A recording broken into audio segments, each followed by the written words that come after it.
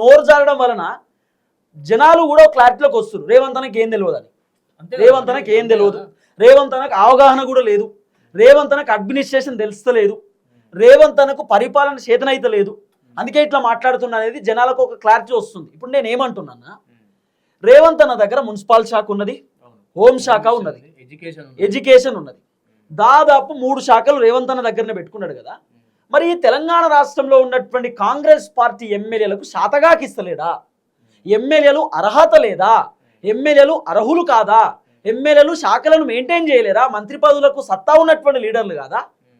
అంటే ఏం శాతగా ఇంటికాడ పండుకునేటోళ్ళు ఎవరా? ఎమ్మెల్యేలు గట్టిగా పనిచేసేటటువంటి వాళ్ళు లేరా? ఒక్కనివే నీ మీద అంతగానం ఎందుకు ఎవరికైనా ఒక ఎడ్యుకేషన్ ఎవరు కానీ, హోమ్ మినిస్టర్ ఎవరు కానీ, మున్సిపల్ శాఖ ఎవరు కానీ వాళ్ళన్న బాధ్యతలు చూసుకుంటారు కదా. ఒక్కనివే ఎందుకు స్ట్రెస్ ఫీల్ అవుతున్నావు?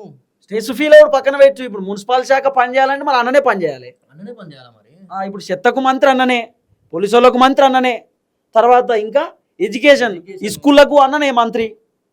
మరి ఏడవైనా దరిద్రమే ఉంది. మళ్ళీ స్కూలు దరిద్రాలే పాడైనాయి, తర్వాత మున్సిపల్ శాఖలో చెత్త అట్లనే పాడైంది, తర్వాత ఇంకేంటిది హోంశాఖ పోలీసు వాళ్ళ పర్ఫార్మెన్స్ చాలా అద్భుతంగా పాడైంది మన తెలంగాణ రాష్ట్రంలో. ఇక రేవంత్ అనేమో అన్నీ చేసేసినాం అంటాడు. ఎవరికన్నా ఇబ్బంది అనిపిస్తుంది, బాధ అనిపిస్తుంది మాట్లాడేటప్పుడు కూడా, ఎవరికన్నా ఇబ్బంది అనిపిస్తుంది అన్న చెప్పే మాటలేని. ఇక ఇంకోటి, ఇదైతే విచిత్రం, అసలు మామూలు విచిత్రం కాదు. ఇప్పుడు ఒక ముఖ్యమంత్రి హోదాలో ఉన్నటువంటి వ్యక్తికి ఇంటెలిజెన్స్ రిపోర్ట్ వస్తుంది, అధికారులు కూడా రిపోర్ట్ ఇస్తారు. అంతేందుకు మన గ్రామ సర్పంచ్కి తెలుస్తుంది ఊళ్ళో ఏం జరుగుతుంది, వార్డులలో ఏం జరుగుతుందో. వార్డు మెంబర్లు అందరూ పోయి చెప్తూనే ఉంటారు, చెవులా అన్న ఇక మా వార్డు ఇట్లా పంచాయతీ అవుతుంది అది ఇదని చెప్తూనే ఉంటారు చిన్నగా. సర్పంచ్కి అన్ని తెలుస్తాయి ఊళ్ళే, ఎమ్మెల్యేకు ఊళ్ళే జరుగుతున్న పంచాయతీలు తెలుసు. మరి ముఖ్యమంత్రులకు ఎమ్మెల్యేలు చెప్తారు, ఇంటెలిజెన్స్ రిపోర్ట్ ఉంటుంది, వాళ్ళు వీళ్ళు వచ్చి చెప్తారు. కానీ మన అన్న ఏమంటుండే ఎరికేనా? చూడు ఇక్కడ కూడా నోరు జారిండి అన్న. ఇగో చెప్పన్న, రైతు రుణమాఫీ చేసినాం, రైతు భరోసా అమలు చేసినాం.